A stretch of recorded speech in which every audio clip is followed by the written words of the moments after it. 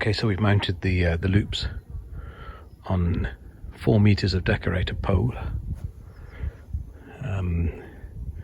The diameter is 1.6 meters, and we've squared it up so that they're both exactly the same. Circled it up so that the diameter is 1.6 on both, and we've attached the pole using some cable ties and some insulation tape at the top and in the middle, and again, which we're going to say this is the bottom, and the pole extends another meter from the bottom of the loops.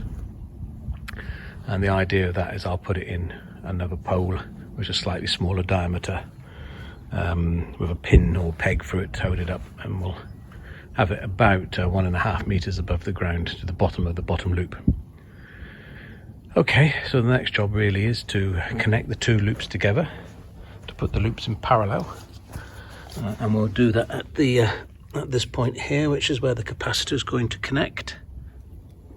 Just to explain, this is not a 20 meter loop, it is two 10 meter loops, two twin 10 meter loops. Good grish. Okay, there we go.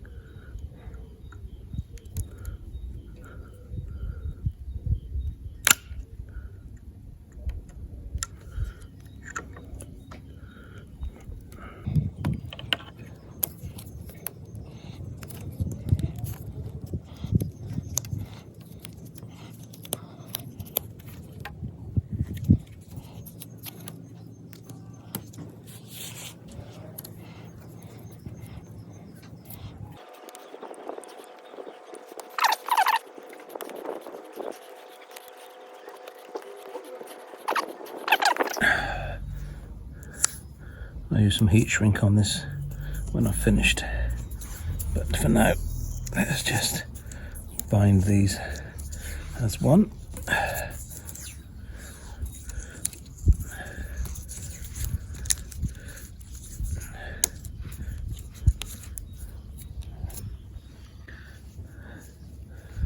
And I'll do the same on the other side. I'll turn it over to make life easy for myself.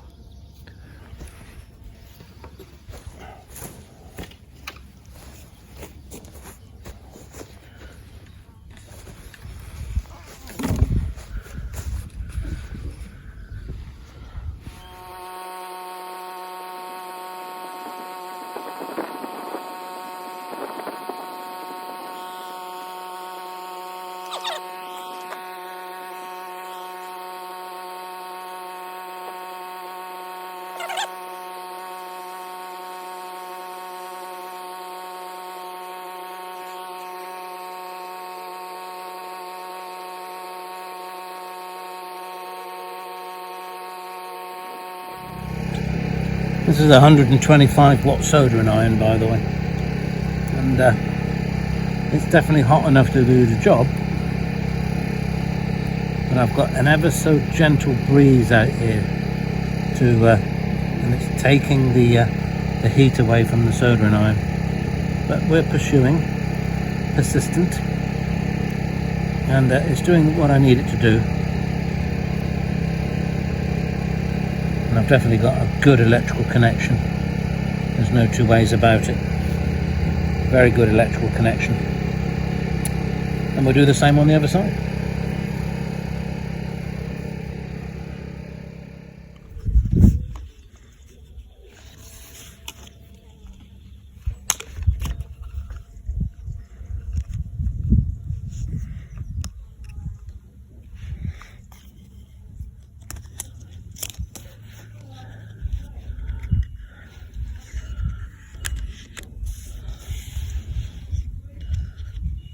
Okay, shrink this down.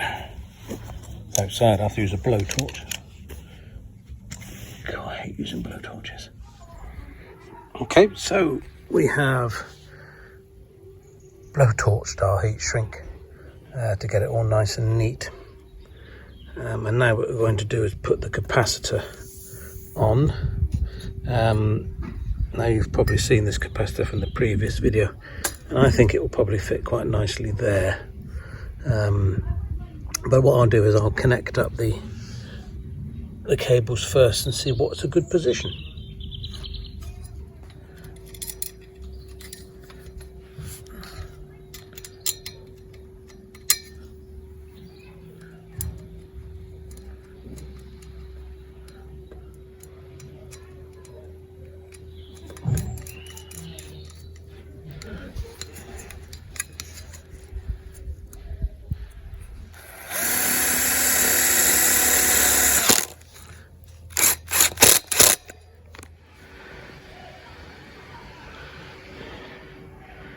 It's not small.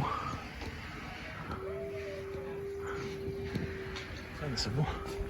Maybe here.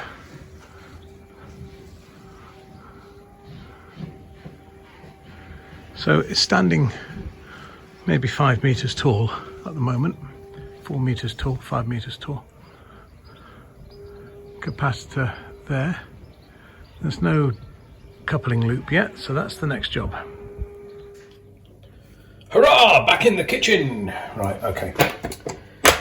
So we're going to make a magnetic loop.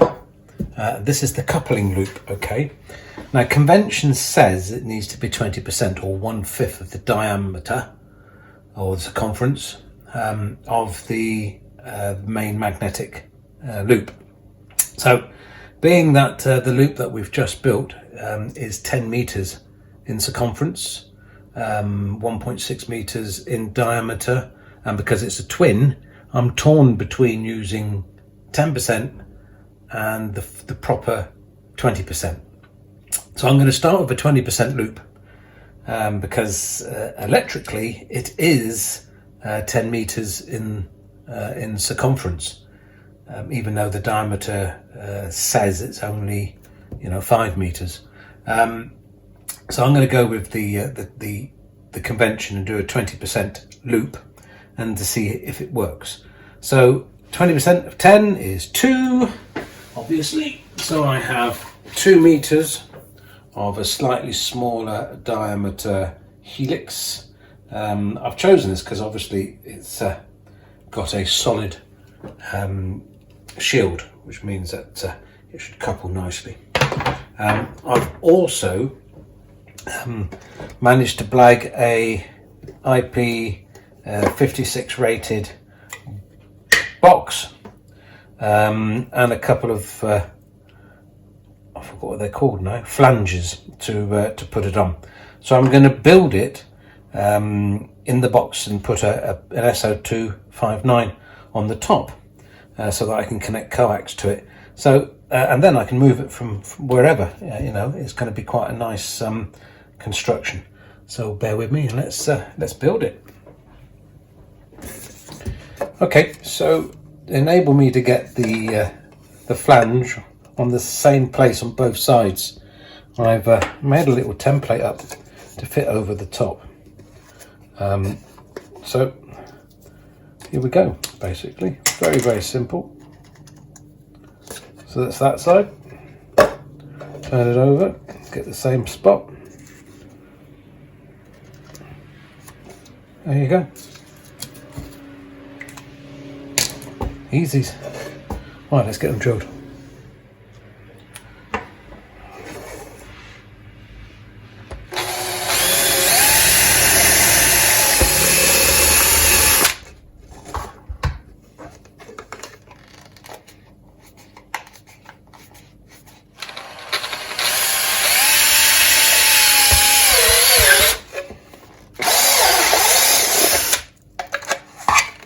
Oh yeah.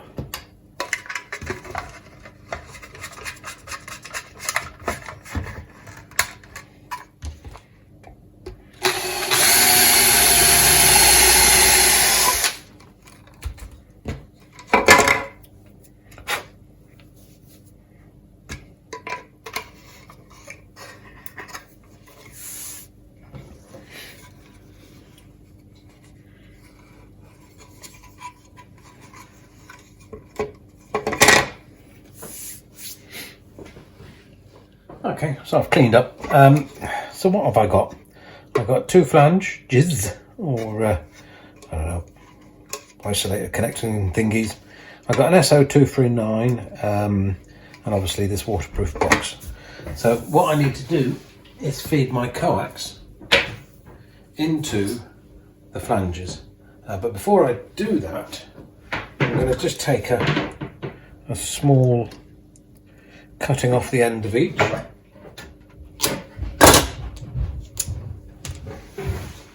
Okay.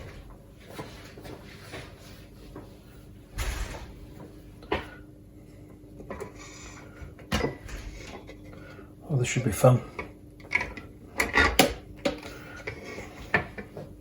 This is a 2 meter length of coax.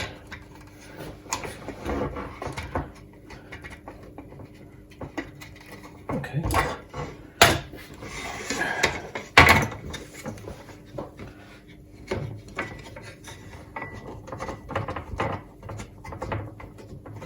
She's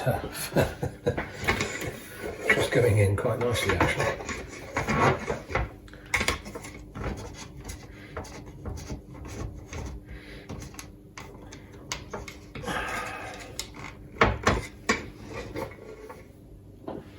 So I need a wire from there to the outside, there to the middle, and that will be it. It's as simple as that. So.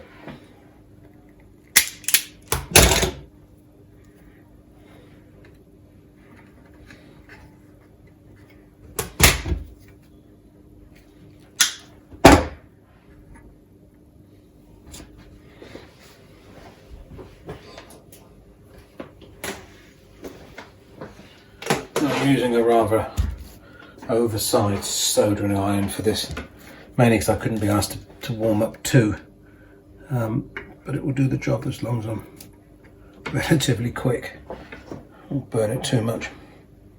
Here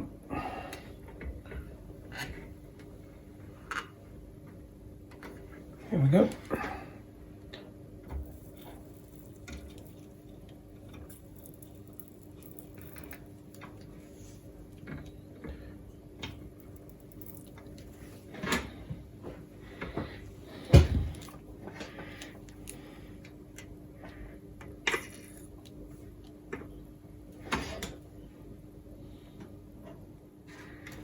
Okay, here we go again.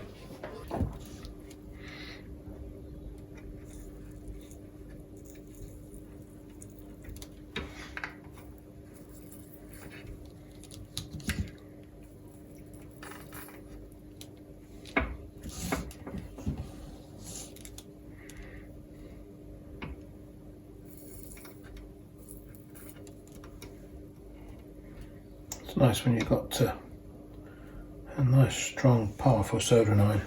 It does make the job so much easier.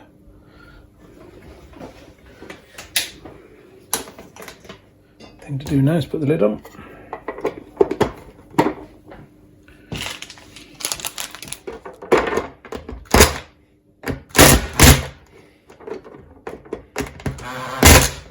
There we go.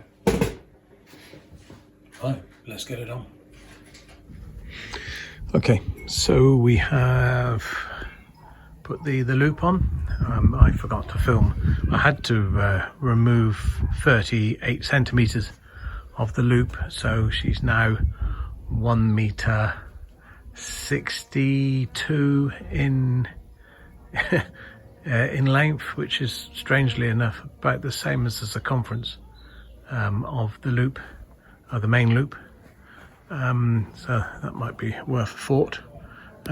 Okay, the sun's in the wrong place, but you can see how tall or how big this loop is.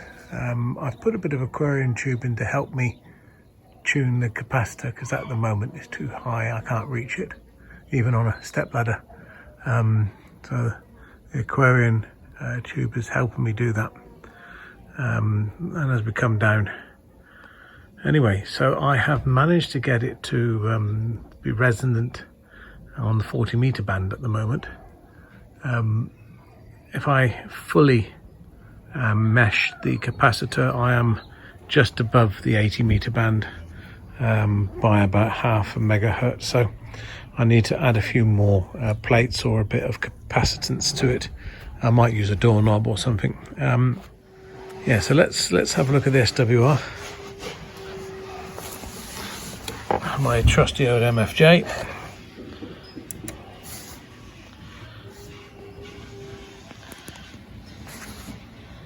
So 1.3 to 1 at, what is that? At 7.18. And what I will say is that the Q is just stupidly sharp.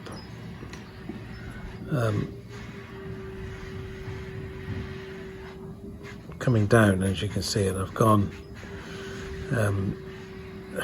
let me see if I can come down by, there you go, way out, and I've come down, it was 1.8, it's now 1.75, so that's 5 kcs down, and it's already at 3.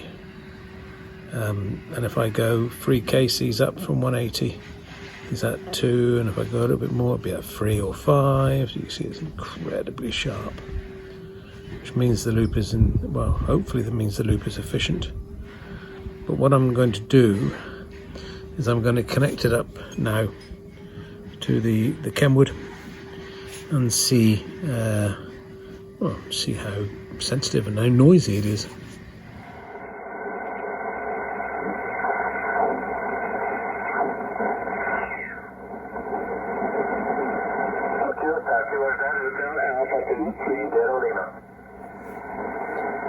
So this is on the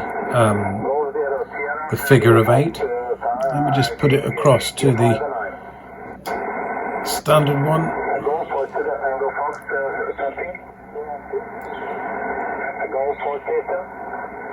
So this is on the single loop, which you've all seen in the past.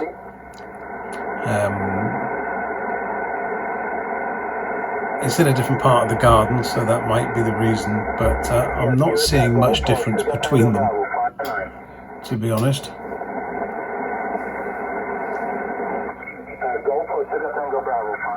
Again, it's on the figure of 8.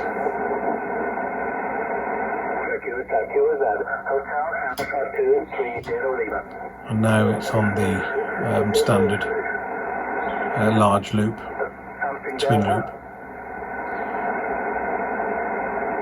So I'm not sure. That's showing 10 over.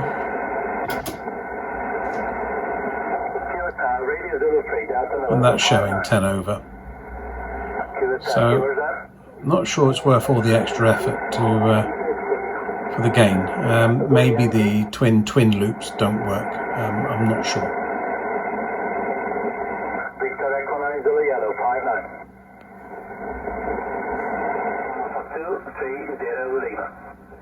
Mike 0, Mike Sierra November. Italy Uniform 0, Oscar Victor Bravo 59. Got to come down a little bit in frequency. Hotel Alpha 230 Lima. Mike 3.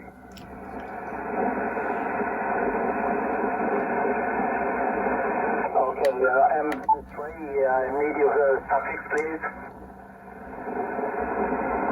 Lima Uniform Sugar QSR, Hotel Alpha 230 Lima QSR.